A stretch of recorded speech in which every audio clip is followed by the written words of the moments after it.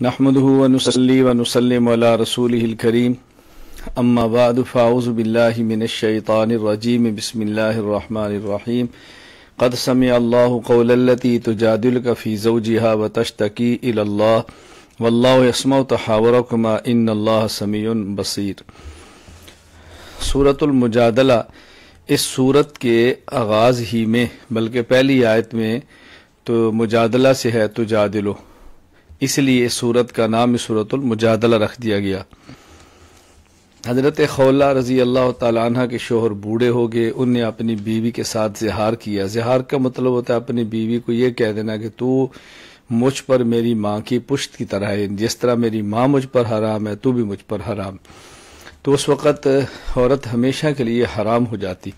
جب ان کے شوہر نے جملہ کہہ دیا تو حضرت خولہ رضی اللہ تعالیٰ عنہ رسول اللہ صلی اللہ علیہ وسلم کی خدمت میں آئیں اور انہوں نے آ کر نبی پاک صلی اللہ علیہ وسلم سے گزارش کی کہ کوئی اس کا حل نکالیں۔ حضور نے فرمایا ابھی تک تو اس کا کوئی حل نازل نہیں ہوا، وہی نہیں آئی۔ خیر وہ بار بار یہ بات کرتی رہی کہ انہوں نے کوئی طلاق کا لفظ نہیں کہا، طلاق کیسی ہو گئی ہے، تو اسی کو تجادلو کا مجادلہ سے تعبیر کیا۔ خیر یہ قرآن کریم کی آیات نازل ہوگی کہ اگر کوئی شخص اپنی بیوی سے زہار کر لے تو پھر اس کا حل کیا ہے کہ وہ اگر رجوع کرنا چاہے تو وہ اپنی بیوی کے پاس جانے سے پہلے غلام آزاد کرے۔ اگر اس کے پاس غلام نہیں ہے تو پھر 2 ماہ کے مسلسل روزے رکھے۔ بڑھاپا، بیماری، کسی عذر کی وجہ سے اگر 2 ماہ کے روزے نہیں رکھ سکتا تو پھر 60 مساکین کو کھانا کھلائے۔ الم تری ان اللہ یعلم ما فی السماوات و ما فی الارض۔ یہود کی گندی عادت تھی کہ وہ سرگوشیاں کرتے، صحابہ کرام ان کو جب دیکھتے تاکہ ان کو تکلیف ہو۔ منافقین کو ان کا دیکھا دیکھی شروع ہو گئے تو شریعت نے ان کی سرگوشیوں کرنے سے منع کیا اور بتایا کہ دیکھو ایک مومن کا عقیدہ ہونا چاہیے جب تم 3 ہو تو چوتھا اللہ ہے، اور جب تم 5 ہو تو چھٹا اللہ، اس سے کم یا زیادہ ہو تو اللہ تعالیٰ تمہارے ساتھ ہے۔ تم سرگوشیاں ان سے تو کر سکتے ہو، کوئی بات اللہ سے نہیں چھپا سکتے، لہذا اس بات کا بہت زیادہ تم خیال کرو۔ یا ایھا الذین آمنوا اذا تناجیتم فلا تتناجوا بالاثم والعدوان۔ اب ایمان والوں کو بتایا گیا کہ جب تم نے خلوت میں کوئی مشورہ کرنا ہو تو گناہ کا نہ کرنا، ظلم کا نہ کرنا، رسول کے نافرمانی کا نہ کرنا، بلکہ ہمیشہ مشورہ نیکی کا اور تقوی کا کرنا۔ یا ایھا الذین آمنوا اذا قیل لکم تفسحوا فی المجالس۔ رسول اکرم صلی اللہ علیہ وسلم اپنے چند ایک صحابہ کے ساتھ صفہ چبوترا پر تشریف فرما تھے، چند بدری بزرگ صحابہ تشریف لائے تو آپ نے فرمایا سمٹ جاؤ۔ صحابہ سمٹے، ان کی جگہ پھر بھی بعض کے نے فرمایا کہ بعض اٹھ کے کھڑے ہو جاؤ، یعنی ایک طرف ہو جاؤ تاکہ وہ بیٹھ جائیں۔ اس پر منافقین نے بہت چیمگوئیاں کی کہ یہ کیا کہ ان کے آنے پر پہلے سمٹ جاؤ، پھر کہا جی تم اٹھ جاؤ یہاں سے۔ تو اللہ تعالیٰ نے فرمایا کہ نہیں، نبی کو یہ اختیار ہے، جب یہ فرمائے کہ تم مجلس میں کشادگی پیدا کرو تو کرو، اور جب فرمائے کہ بعض اٹھ جاؤ تو تم اٹھ جاؤ۔ یہ پیغمبر کو اختیار ہے۔ آج بھی یہ بات ثابت ہوئی کہ اہل علم کی مجلس ہو، کوئی آئے اور صاحب مجلس کسی کو اٹھنے کا کہہ دیں تو اٹھ جانا چاہیے۔ یا ایھا الذین آمنوا اذا ناجیتم الرسول۔ رسول اکرم صلی اللہ علیہ وسلم سے بعض صحابہ کرام خلوت میں کوئی بات کرنا چاہتے تو کر لیتے۔ منافقین نے بھی شروع کر دیا، خلوت لیتے اور بات لمبی کرتے جان بوجھ کر۔ اللہ نے حکم نازل فرمایا کہ اب خلوت میں کوئی پیغمبر سے بات کرنا چاہے تو پہلے صدقہ کرے۔ یہ آنا تھا، منافقین ٹھنڈے پڑ گئے، کیسے وہ اللہ کے راستے میں روپیہ خرچ کر سکتے ہیں۔ تو جب یہ معاملہ ٹھیک ہو گیا تو پھر آیت اتر گئی اشفقتم ان تقدموا، یعنی اب صدقے کی ضرورت نہیں، تم خلوت میں رسول اللہ صلی اللہ علیہ وسلم سے بات کرنا چاہو تو کر سکتے ہو۔ حضرت علی رضی اللہ عنہ فرماتے یہ آیت وہ ہے جس پر میں نے عمل کیا، یعنی کسی اور کو موقع ہی نہیں ملا، حضرت علی نے صدقہ کیا اور خلوت میں رسول اللہ صلی اللہ علیہ وسلم سے بات کی۔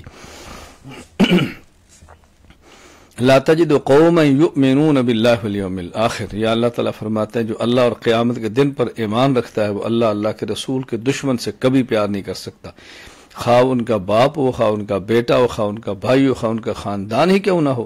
یہاں اللہ پاک نے صحابہ کرام کی تعریف فرمائی ہے کہ صحابہ ایسے ہی تھے۔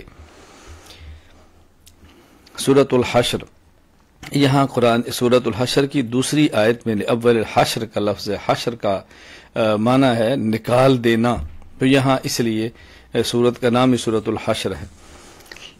قبیلہ بنو نذیر نے رسول اکرم صلی اللہ علیہ وسلم سے ایک معاہدہ کیا تھا، پھر انہوں نے معاہدے کی خلاف ورزی کی تو ان کے بارے میں حکم نازل ہوا کہ ان کو نکالو، معاہدے خلاف ورزی، ان سے معاہدہ ہوا، رسول اللہ صلی اللہ علیہ وسلم ان سے معاہدہ لکھنے کے لیے گئے، ان ظالموں نے اوپر سے یعنی چپکے سے چٹان گرائی تاکہ آپ شہید ہو جائے، اللہ نے وہی کہ نازل فرمایا، آپ ہٹ کے اور آپ بچ کے، اب حکم ہوا کہ ان کو یہاں سے نکال دیا جائے، جلا وطن کر دیا جائے، لہذا ان کو جلا وطن کیا گیا۔ اور مال فہ کا آگے حکم بیان فرمایا، ما افا اللہ علی رسولی، چونکہ ان سے جہاد نہیں ہوا، لڑنا نہیں پڑا اور بغیر جنگ کے مال غنیمت ہاتھ کے اندر آ گئے، تو مال فہ کا حکم بیان کیا کہ مال کس کا ہے؟ اللہ کے رسول کا ہے، قرابت داروں کا ہے، یہ اللہ کے لیے، اللہ کے رسول کے لیے، رسول کے قرابت داروں کے لیے، یتیم مسکین اور مسافروں کے لیے، یہ سب مال تقسیم کرنا ہے تاکہ مال ایک جگہ پر نہ رہے بلکہ مال کو تقسیم کر دیا جائے۔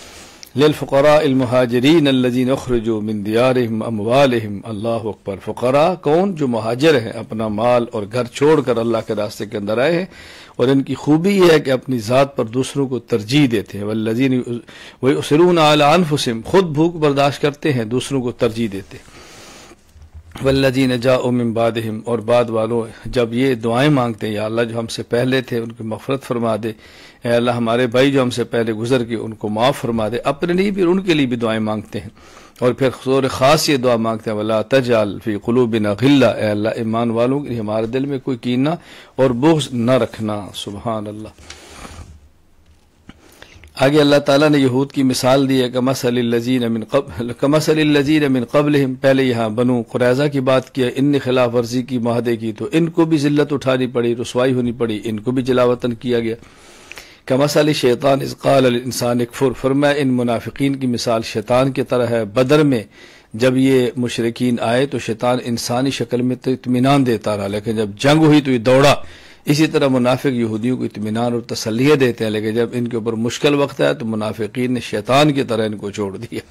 اللہ اکبر۔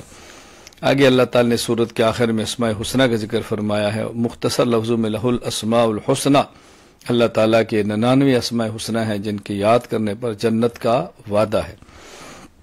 سورۃ الممتحنہ امتحان سے ہے، ممتحنہ امتحان لینے والی، جانچنے والی، چونکہ مکہ مکرمہ سے مدینہ منورہ ہجرت کی گئی اور حدیبیہ کے موقع پر معاہدہ طے ہوا کہ اگر مکہ سے کوئی کافر مدینہ کلمہ پڑھ کے چلا جائے، ہجرت کرے، تو اس کو واپس کرنا پڑے گا، اور اگر مدینہ سے مسلمان علیہ باللہ کو مکہ تو اس کو واپس نہیں کیا جائے گا۔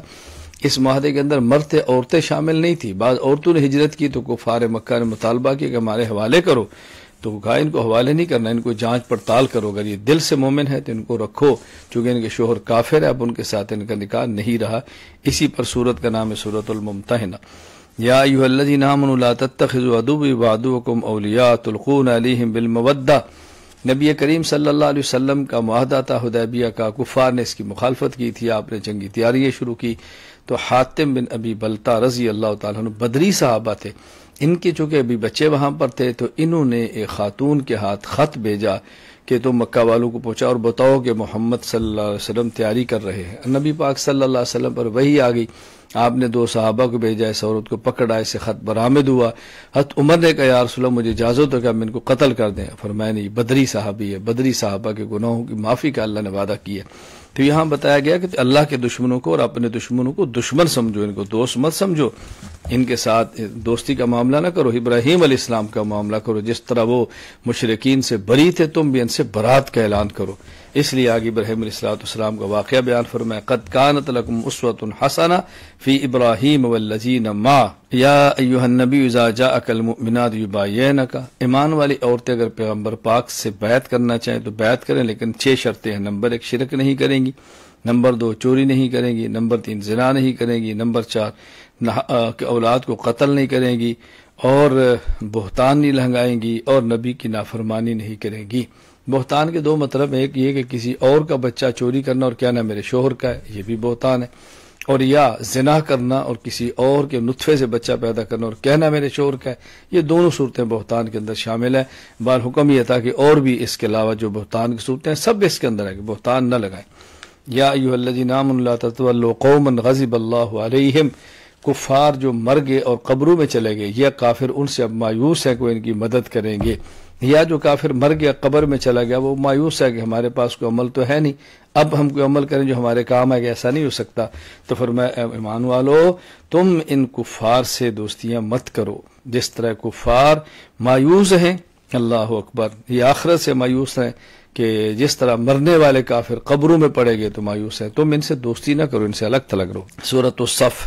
اس صورت میں چونکہ اس بات کا ذکر ہے کہ صحابہ کرام اور جو لوگ اللہ کے راستے میں جہاد کرتے ہیں، اللہ ان سے محبت کرتے ہیں، تو وہ صف بندی کے ساتھ لڑتے ہیں. تو صورت کا نام سورۃ الصف ہے. یا ایھا الذین آمنوا لم تقولون ما لا تفعلون. صحابہ کرام میں سے بعض نے کہا یا رسول اللہ، اگر ہمیں یہ پتہ چل لے کہ اللہ کو محبوب عمل کون سا، ہم اپنا جان اور مال اس پر لٹا دیں گے. تو اللہ تعالیٰ کی طرف سے حکم آ گیا ایسی باتیں نہ کہو جو بندہ کر نہ سکے. مقصد یہ بات تو ٹھیک ہے لیکن ایسے جملے اپنی زبان سے نہیں کہنے چاہیے، اس میں دعویٰ بڑا ہوتا ہے. ہاں یہ کہو کہ انشاءاللہ ہم اللہ کے نام پہ لٹائیں گے، اللہ کے نام پہ کریں گے، اللہ ہر حکم کو مانیں گے، لیکن یہ بڑے بڑے دعوے کرنا یہ نہیں مناسب. وَإِذْ قَالَ مُوسَىٰ لِقَوْمِهِ يَا قَوْمِ لِمَ تُؤْذُونَنِي. حضرت موسیٰ علیہ السلام کی قوم موسیٰ علیہ السلام کو اذیت دیتی تو آپ فرماتے تو مجھے تکلیفیں کیوں دیتے ہو، اذیتیں کیوں دیتے ہو. موسیٰ علیہ السلام ان کو منع فرماتے. آگے عیسیٰ علیہ السلام کا ذکر کیا کہ آپ فرماتے کہ میں تو بنی اسرائیل، دیکھو میں اللہ کا رسول ہوں اور تورات کی تصدیق کرتا ہوں، آنے والے پیغمبر محمد صلی اللہ علیہ وسلم کی بشارت دیتا ہوں. سبحان اللہ. جب یہ ساری باتیں گئیں تو یہود کہتے یہ جادوگر ہے. یہ انبیاء علیہ السلام کے ساتھ ایسے ہوتا رہا. یریدون لیطفئوا نور اللہ بافواہہم. اللہ تعالیٰ فرماتے ہیں اللہ کے نور اور اسلام کو ختم کرنا چاہتے ہیں، ایسا ہرگز نہیں ہوگا. اللہ تعالیٰ نے اپنے پیغمبر کو دین اور ہدایت دے کر بھیجا تاکہ تمام ادیان باطلہ پر اس دین کو غالب کر دیں. ایک ہے دین کا غلبہ برہانی دلیل کے ساتھ، وہ رسول اللہ صلی اللہ علیہ وسلم کے ساتھ ہوا، اور ایک ہے دلیل غلبہ عملی عملاً پوری دنیا پہ اسلام کا نافذ ہونا. یہ عیسیٰ علیہ السلام کے دور کے اندر ہوگا.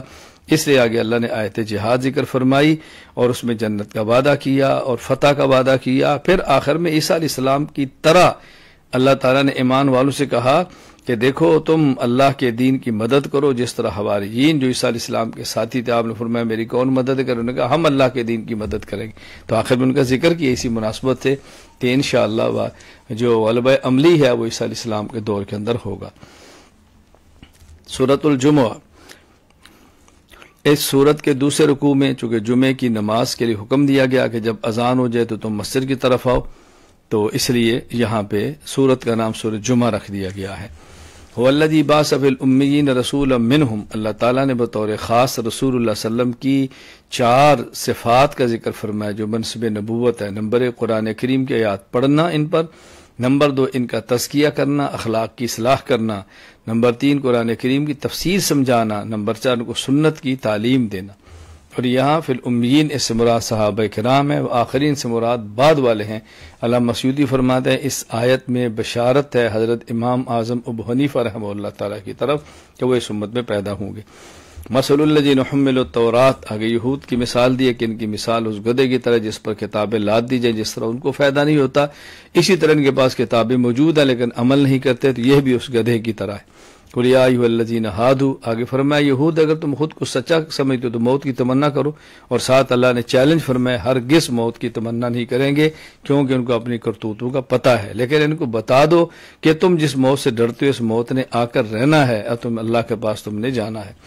یا ایھا الذین آمنوا اذا نودی للصلاۃ. یہ حکم دیا گیا کہ جب جمعہ کی اذان ہو جائے تو اس کے بعد جمعے کی تیاری کرو. اذان جمعہ کے بعد جمعے کی تیاری کے علاوہ اور کچھ کرنا جائز نہیں ہے. اور جب جمعے کی نماز پڑھ لو تو پھر کاروبار کرو، ملازمت کرو، اللہ نے اجازت دی ہے. وَإِذَا رَأَوْا تِجَارَةً. ایک واقعہ بیان کیا کہ جب تجارتی قافلہ آیا، صحابہ کرام جمعے کی نماز پڑھ چکے تھے، جمعے کے بعد خطبہ شروع تھا تو رسول اکرم صلی اللہ علیہ وسلم خطبہ دے رہے تھے، اور جب وہ قافلے کی آواز آئی اور آواز لگی کہ قافلہ تجارتی آ گیا تو بعض صحابہ خطبہ چھوڑ کے چلے گئے. تو اس پر تنبیہ فرمائیے کہ ایسا نہیں کرنا چاہیے.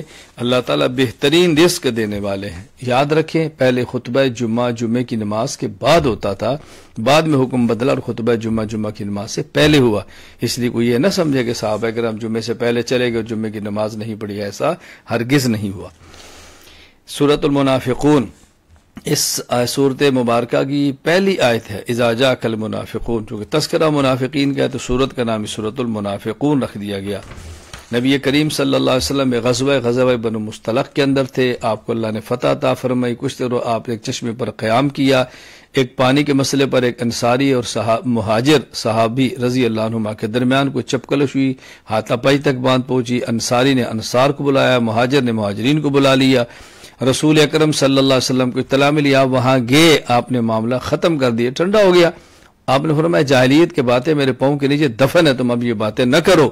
آپ کے ذریعے اللہ نے صحابہ کرام کی تربیت فرمائی۔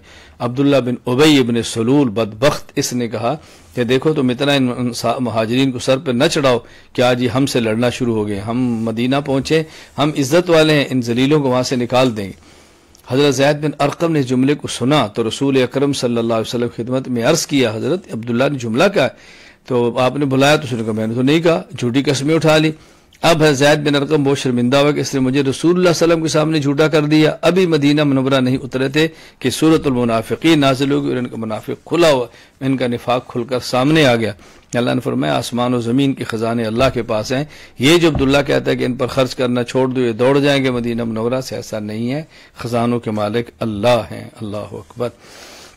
سورۃ التغابن، اس سورت کا نام سورہ تغابن ہے۔ تغابن قیامت کے دن ہار اور جیت کا دن ہوگا، اس ہار اور جیت کے تغابن کہتے ہیں، تو اس میں جو کہ تغابن کا ذکر ہے اس لیے سورت کا نام سورۃ التغابن ہے۔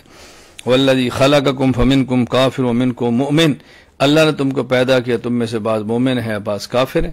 اللہ تعالی نے آسمان و زمین کو پیدا فرمایا، تمہیں خوبصورت تصویریں عطا فرمائے۔ اللہ آسمان و زمین سب کو جانتے ہیں، اور پہلے کفار کی خبریں بھی تمہارے پاس ہے، سب کچھ ہے، اور پھر بھی تم اللہ تعالیٰ کی نافرمانیاں کرتے ہو۔ نافرمانیاں نہ کرو، اللہ کی نعمتوں کو سمجھو، اللہ کی نعمتوں کی قدر کرو۔ فآمنوا باللہ ورسولہ، اللہ پر، اللہ کے رسول پر اور قرآن پر ایمان لاؤ۔ وہ دن آنے والا ہے جو ہار اور جیت کا دن ہوگا۔ جو ایمان لایا نیک اعمال کی، اللہ اس گناہوں کو معاف فرمائیں گے، وہ جیت جائے گا، بڑی کامیابی ہے۔ جو کافر ہوگا، آیات کو جھٹلایا، وہ ہار جائے گا، بہت بڑی ناکامی ہے۔ ما اصاب من مصیبت الا باذن اللہ، مومن کو ایک نقطہ اور عقیدہ سمجھا دیا گیا کہ ہر تکلیف کو سمجھو اللہ کی جانب سے ہے۔ وَمَن يُؤْمِن بِاللَّهِ يَهْدِ قَلْبَهُ، جو اللہ پر ایمان لاتا ہے اللہ اس کو ہدایت دیتے، دل کھول دیتے ہیں، پھر اس کو تکلیف برداشت کرنا آسان ہو جاتی ہے۔ یا ایھا الذین آمنوا ان من ازواجکم، فرمایا اے ایمان والو، تمہاری بیویاں اور تمہاری اولاد یہ تمہارے لیے امتحان ہے، اور بعض تمہارے دشمن ہیں کہ تم ان کی وجہ سے حرام کماؤ، ان کی وجہ سے حرام کرو، یہ دشمنی ہے تمہارے ساتھ، آخرت کی فکر کرو۔ آگے عجیب بات فرمائی کہ اگر خامد اور بیوی کے درمیان اور باپ اور اولاد کے درمیان اگر کوئی چپکلش ہو جائے تو اس کو ختم کیسے کرنا ہے؟ وَإِن تَعْفُوا، تم زبان سے معاف کرو، وَتَصْفَحُوا، اور دل سے بھی معاف کر دو، وَتَغْفِرُوا، اور آئندہ کبھی اس کا ذکر بھی نہ کرو، تو پھر اللہ تعالیٰ بھی معاف فرمانے والے ہیں۔ تم یہ کام کرو تو دیکھو کس طرح تمہارے درمیان محبتیں پیدا ہوتی ہیں۔ سورۃ الطلاق، اس آیت میں جو کہ احکام طلاق ہے تو سورت کا نام سورہ طلاق ہے۔ یا ایھا النبی اذا طلقتم النساء، پیغمبر کے ذریعے ایمان والوں کو حکم دیا گیا کہ جب تم طلاق دو تو پھر طلاق اس طرح دو کہ ان کے لیے عدت پوری کرنا آسان ہو۔ اس کا طریقہ نمبر 1، طلاق 1 طلاق کے لفظ سے دو تاکہ رجوع ہو سکے۔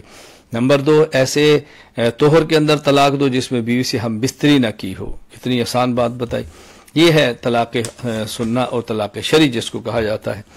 آگے اللہ تعالیٰ فرماتا ہے کہ جب یہ ان کی عدت پوری ہو جائے تو ان کو یعنی طلاق دی، اب عدت ہے تو چاہو تو اس کو روک لو، چاہو تو اس کو چھوڑ دو، عدت پوری کرے اور چلی جائے۔ اللہ اکبر۔ آگے فرمایا وَمَن يَتَّقِ اللَّهَ يَجْعَل لَهُ مَخْرَجًا، اللہ تعالیٰ نے تقوی پر 5 انعام بیان فرمائے۔ جو شخص تقوی اختیار کرتا ہے اللہ تنگی دور کرتے ہیں، اس کے لیے کشادگی پیدا کرتے ہیں۔ نمبر 2، اللہ اس کو وہاں سے رزق دیتے ہیں جہاں اس کا گمان بھی نہیں ہوتا۔ اللہ اکبر۔ نمبر 3، جو تقوی اختیار کرے اللہ اس کے معاملات میں آسانی پیدا فرماتے ہیں۔ نمبر 4، اللہ اس کے گناہوں کو معاف فرماتے ہیں۔ نمبر 5، اللہ تعالیٰ اس کو بہت بڑا اجر عطا فرماتے ہیں۔ پھر مزید یہاں پر آیات طلاق کے احکام بیان فرمائے کہ عدت کیسی ہونی چاہیے۔ واللہ ایک بطور خاص فرمایا کہ جس کی جو حائض جس کو نہیں آتا، بچی ہے یا زیادہ عمر ہوگی تو اس کی عدت 3 ماہ ہے، اور اگر کوئی حاملہ ہے تو اس کی عدت وضع عمل جو ہی حمل جنے کی خواہ گھنٹے بعد ہو تو اس کی عدت پوری ہو جائے گی۔ اللہ الذی خلق 7 سماوات، یہاں بتایا کہ جس طرح 7 زمینیں ہیں اسی طرح 7 آسمان ہیں، جس طرح 7 آسمان ہیں اسی طرح 7 زمینیں۔ اللہ الذی خلق 7 سماوات ومن الارض مثلہن، 7 آسمان ہیں اور 7 زمینیں ہیں۔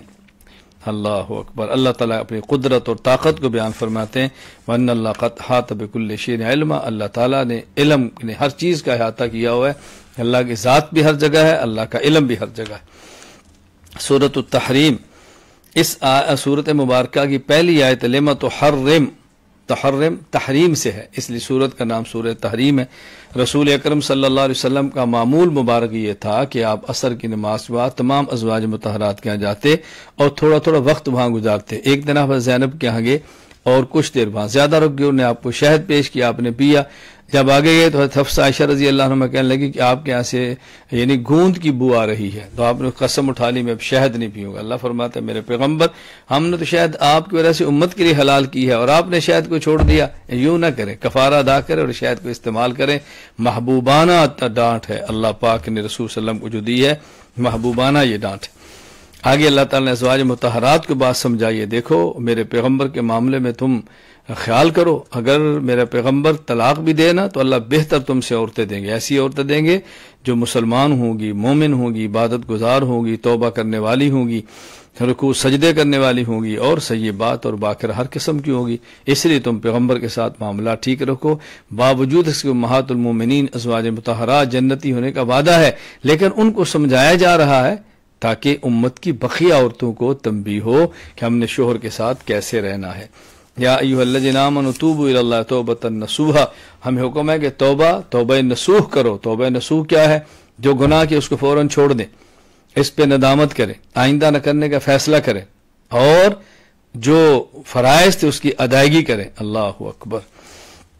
آگے اللہ تعالیٰ نے فرمایا کہ یا ایھا النبی جاہد الکفار، منافق اور کفار دونوں ہیں، کفار سے جہاد کریں اور منافقین پر سختی کریں، منافق سے محبت کرنے کی کوئی گنجائش نہیں۔ ضرب اللہ مثلا للذین کفروا امرأۃ نوح، اللہ تعالیٰ نے آخر میں 4 عورتوں کا ذکر فرمایا، بہت سمجھنے والی بات ہے۔ نمبر 1 نوح علیہ السلام کی بیوی، نمبر 2 لوط علیہ السلام کی بیوی۔ خامد نبی ہے اور بیوی کافرہ ہے، اس بیوی کا کفر اس کو اللہ کے عذاب سے نہیں بچا سکا، حالانکہ باوجود اس کے کہ خامد اللہ کا نبی ہے۔ نمبر 2 فرعون کی بیوی، اللہ اکبر، فرعون کافر ہے، خدائی کے دعوے کرتا ہے، بیوی ایمان والی ہے، اللہ نے اس کو جنت میں مقام عطا کیا اور فرعون تباہ و برباد ہوا۔ نمبر 2 حضرت مریم، اللہ جن کے بیٹے حضرت عیسیٰ علیہ السلام ہیں، ان نے اپنے آپ کی حفاظت کی، اللہ کلمات کی تصدیق کی اور اللہ کی عبادت گزار بندی تھی۔